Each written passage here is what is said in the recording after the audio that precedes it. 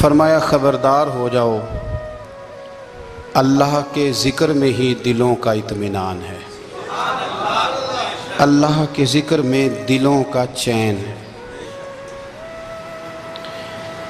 لوگ بہت سارا مال، بہت ساری دولت، بہت ساری عقل اور بہت سارا شعور ہونے کے باوجود بے سکون ہیں۔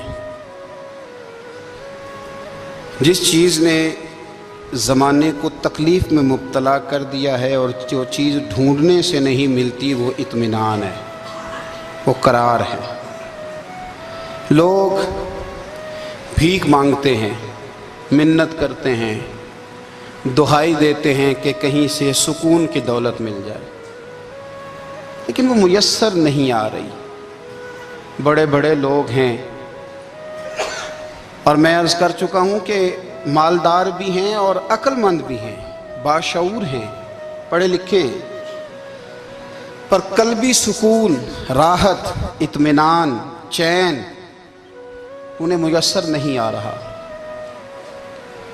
راتیں جاگ کر گزر جاتی ہیں، دن آزمائش میں بیت جاتا ہے۔ وہ کبھی اس کے لیے ٹھنڈے علاقوں کا سفر کرتے ہیں، کبھی دوستوں کی مجلسوں میں جا کر کے بیٹھتے ہیں، کبھی گھر سے دور اکیلے میں تنہائی میں وقت گزارنے کی کوشش کرتے ہیں، لیکن دولت سکون ناپید ہوتی ہے، میسر نہیں آتی۔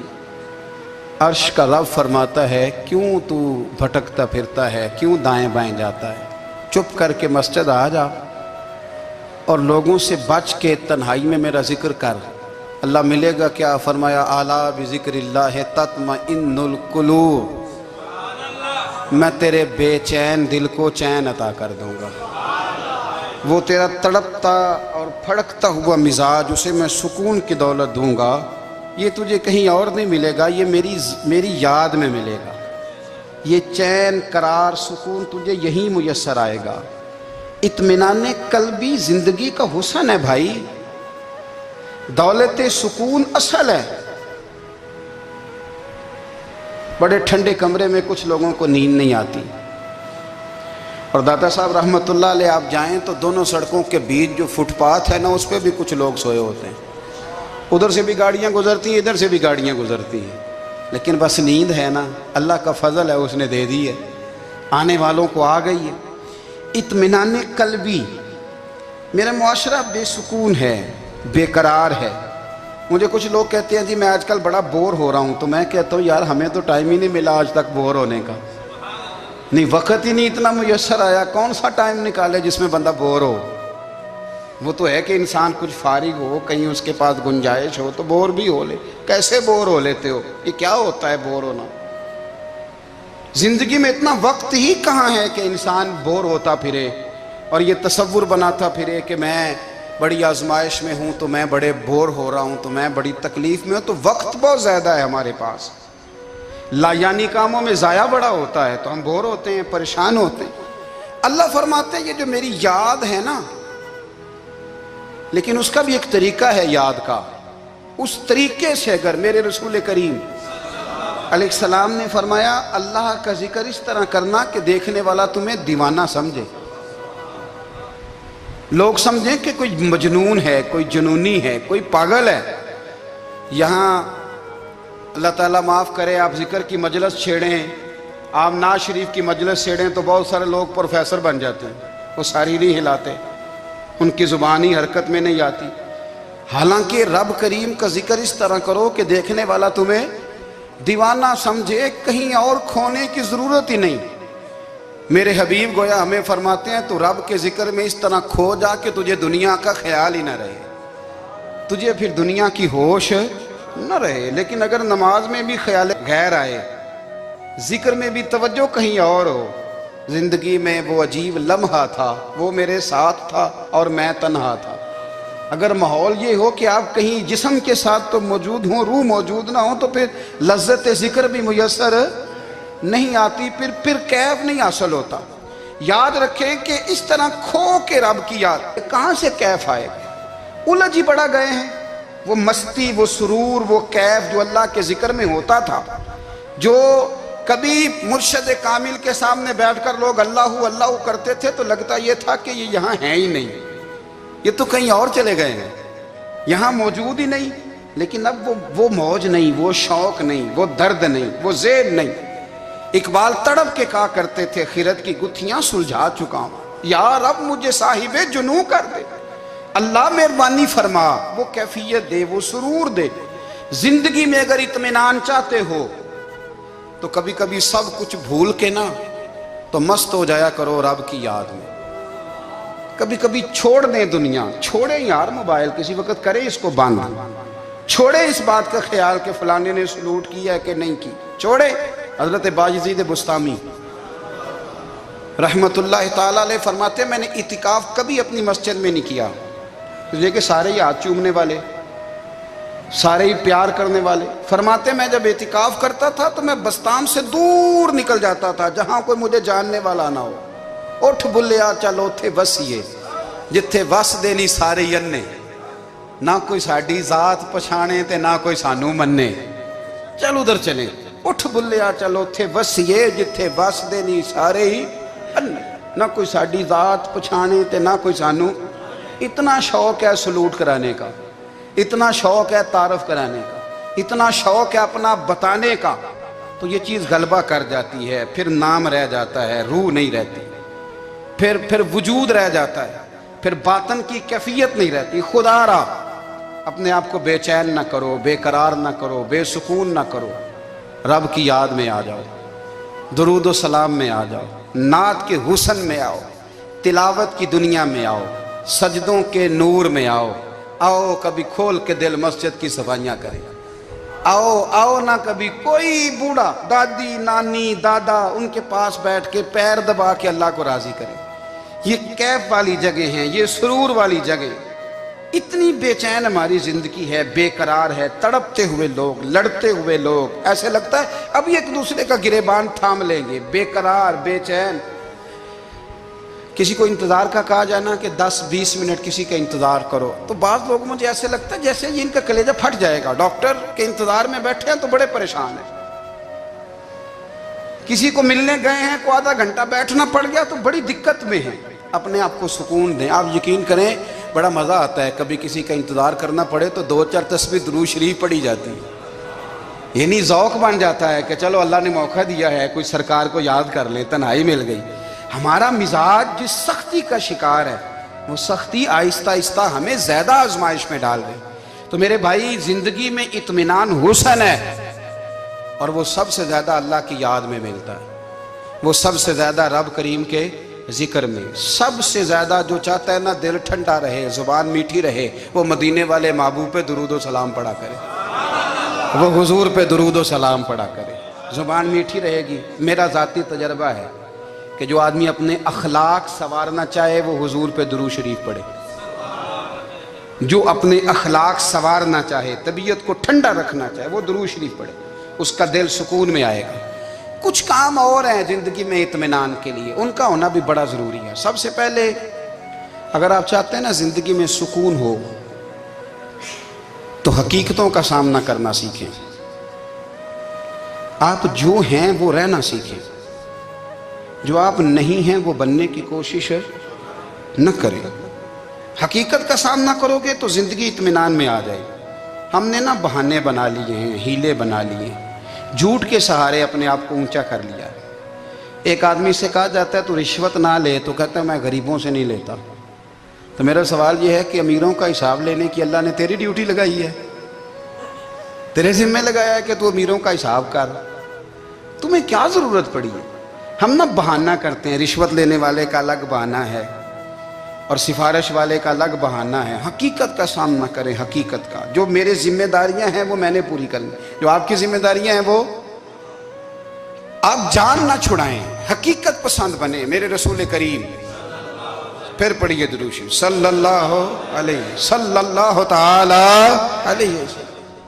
حضور صلی اللہ علیہ وسلم نے فرمایا کہ میری بیٹی سیدہ فاطمہ الزہرا رضی اللہ تعالی عنہا صرف جنتی نہیں، جنتی عورتوں کی سردار ہے۔ لیکن حضور نے یہ بھی فرمایا کہ فاطمہ یہ خیال رکھنا اگر اللہ نے حساب پوچھا تو حساب تم نے خود دینا ہے۔ حقیقت کی طرف توجہ کرائی حضور نے۔ وہ صرف جنتی نہیں، جنتی عورتوں کی سردار ہیں، پر حقیقت کی جانب توجہ۔ میں حقیقت یہ ہے کہ اگر مالک نے حساب پوچھا تو اس کی تیاری بھی کرنی ہے۔ دیکھیں نا، ہمیں کچھ یقین نہیں، اللہ معاف کرے کہ ہمارا حساب کیسا ہوگا، لیکن کتنے آزاد ہیں۔ یعنی بڑی دلیری سے بندے کہتے ہیں فجر نہیں پڑھتا جی، 3 پڑھتا ہوں جی، شاہ رہ جاتی ہے جی، کپڑے صاف، بڑی دلیری سے۔ اور سیدہ فاطمہ الزہرا نے ساری رات مصلی باندھ رکھا ہے، حالانکہ انہیں یقین تھا کہ رب مجھے بغیر حساب کتاب جنت دے گا۔ حقیقت کا سامنا کریں، جو حقوق آپ کے ہیں وہ آپ نے ادا کرنے ہیں، جو ذمہ داریاں ہیں وہ ذمہ داریاں ہیں۔ دیکھیں نا، حضرت موسیٰ کلیم اللہ علیہ السلام کے پاس اسرائیل روح نکالنے آئے تو حضرت موسیٰ نے تھپڑ مارا، آنکھ نکال دی، واپس گئے۔ اللہ انہوں نے تو جلال فرمایا ہے، کہا موسیٰ علیہ السلام سے کہیے بیل کی پشت پر ہاتھ رکھیں، جتنے بال ان کے دستے مبارک کے نیچے آئیں گے اتنے 1000 سال ان کی عمر بڑھا دی جائے گی۔ یعنی میرے کان میں کوئی بتا دے کہ جناب 60 سال بڑھ گئی، کیا آپ کے کان میں کوئی کہہ دے تو خوشی ہوتی ہے کہ نہیں؟ لیکن یہ حقیقت پسندی نہیں، اس لیے کہ 60 بھی گزر جائیں گے، 70 بھی، یہ حقیقت نہیں۔ حضرت موسیٰ کلیم، چلے میں مثال دیتا ہوں، سمجھ لے 10 بال، حالانکہ بہت زیادہ آتے ہوں گے، 10 بال اگر حضرت موسیٰ کے ہاتھ کے نیچے آئے تو 10,000 سال تو عمر بڑھ گئی نا۔ 10 یعنی 10 سال نہیں، 10 100 نہیں، 10 بہت زیادہ تھی نا۔ تو حضرت موسیٰ کلیم اللہ علیہ السلام سے آ کے عرض کیا گیا، حضور بیل کی پشت پر ہاتھ رکھیں، جتنے آپ کے ہاتھ کے نیچے بال آئیں گے اتنے 1000 سال عمر بڑھ جائے گی۔ تو حضرت موسیٰ نے حقیقت پسندی والی بات کی، فرمایا پھر کیا ہوگا؟ 10,000 سال کے بعد پھر کیا ہوگا؟ کہا حضور جانا تو پھر بھی ہے، فرمایا پھر ابھی چلتے ہیں۔ اگر جانا ہے نا، جانا ہے تو پھر، اگر جانا ہے تو پھر ابھی۔ اور سجنوں، اگر نماز پڑھنی ہے تو ابھی کیوں نہیں؟ اگر داڑھی رکھنی ہے تو پھر رمضان کا انتظار کیوں کریں، ابھی کیوں نہیں؟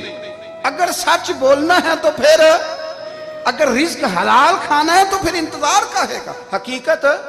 حقیقت ہوتی ہے، بہانہ ہوتا ہے، حقیقت چھپ نہیں سکتی بناوٹ کے اصولوں سے، کیونکہ خوشبو آ نہیں سکتی کبھی کاغذ کے پھولوں سے۔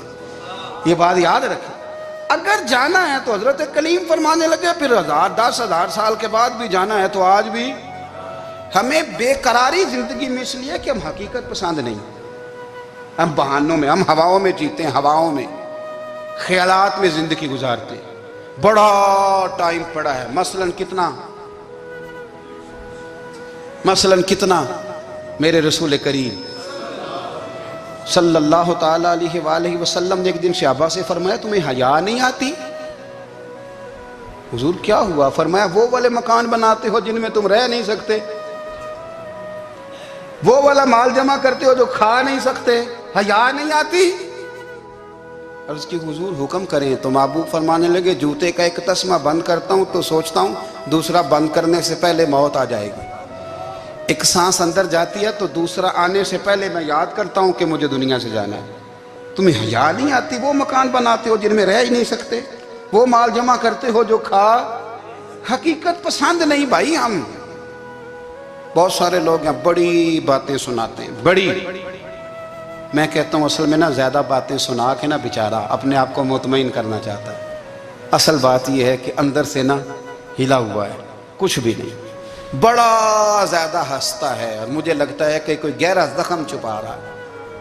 اس لیے ملمہ سازی، حقیقت پسند بنو، حقیقت پسند۔ یاد رکھنا من ترک صلاۃ متعمدا فقد کفر، میرے رسول نے حقیقت بیان کی، فرمایا جس نے ایک نماز بھی جان بوجھ کے چھوڑی اس نے رب کے رب ہونے کا انکار کیا، اس نے کفران نعمت کیا۔ یہ حقیقت ہے، کوئی کلیریفیکیشن نہیں، کوئی وضاحت نہیں۔ جو نماز نہیں پڑھتا، جھوٹ بولتا ہے، غلط بیانی کرتا ہے، جو شخص رزق حرام کما کے کہتا ہے کہ اس کے بغیر گزارا نہیں چلتا، وہ جھوٹ بولتا ہے۔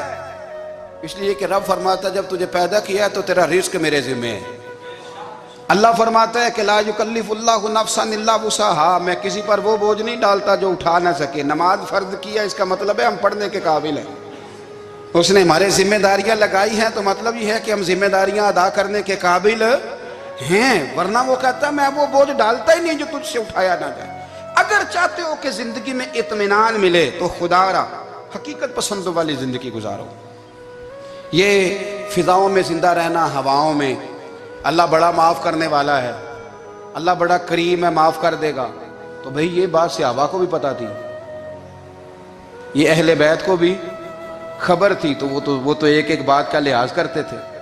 یہ غوث اعظم کو بھی پتا تھی، یہ ان کے والد کو بھی پتا تھی، جنہوں نے کسی کا ایک سیب کھا لیا تھا تو 12 سال اس کے گھر میں نوکری کرتے رہے. انہیں نہیں پتا تھا اللہ بڑا کریم ہے، معاف کر دے گا، ایک سیب ہی ہے نا. تو حقیقت پسندی آپ کو سکون دے گی. اور اگر آپ نے اپنے آپ کو غیر مطمئن کیا ہوا ہے، بات کچھ اور ہے، اور آپ نے اپنے آپ کو ڈال کسی اور طرف لیا ہے، تو پھر آپ کو سکون مل سکتا؟ سکون حقیقت پسندی میں، اصل میں سکون ہوتا ہے، اداکاری میں سکون نہیں ہوتا. تیسری بات سنیں، اگر آپ چاہتے ہیں زندگی میں مطمئن رہیں تو دنیا داروں سے امیدیں توڑ دیں، اللہ اور اس کے رسول سے امید وابستہ کریں، اولیاء اللہ سے امیدیں وابستہ کریں، صحابہ اور اہل بیت سے امیدیں، اللہ اور اللہ والوں سے امیدیں، دنیا داروں سے امیدیں. آپ کو پتہ ہے دنیا دار کی تباہی کب ہوتی ہے؟ جب انہیں خوش آمدی مل جاتا ہے. چودھری کا بیڑا اس وقت غرق ہوتا ہے جب اسے چودھری کہنے والے زیادہ ہو جاتے ہیں. سیٹھ صاحب اور نواب صاحب بیچارے تباہ تب ہوتے ہیں بھولے پن میں، جب ان کے دائیں بائیں ریلا ہوتا ہے سیٹھ صاحب کہنے کا. لوگ انہیں کھانا چاہتے ہیں، پیار ان کا نہیں ہوتا، ان کی جیب کا ہوتا ہے. محبت ان سے نہیں ہوتی، ان کی کرسی سے ہوتی ہے. ضروریات کا پیار ہوتا ہے، تباہ کر دیا جاتا ہے. ہماری ساری توقعات دنیا داروں سے وابستہ ہو گئی ہیں. ناراض نہ ہونا، پیروں نے، مولویوں نے، درویشوں نے، انہوں نے بھی سیٹ رکھے ہوئے جلسوں کی صدارت کرانے کے لیے. یعنی مذہبی جلسہ ہے، اس میں بہت زبردست پڑھے لکھے صاحب تقوی عالم کا خطاب ہے، اور کی صدارت وہ بندہ کر رہا ہے جس نے عشاء کی نماز بھی نہیں پڑھی. وہ بندہ صدارت کر رہا ہے، کیوں؟ اس لیے کہ اس نے لاکھ روپیہ دیا ہے محفل میں. خدا را دنیا داروں سے امیدیں چھوڑ دیں، ورنہ آپ کمزور پڑ جائیں گے، آپ کی امیدیں ٹوٹیں گی.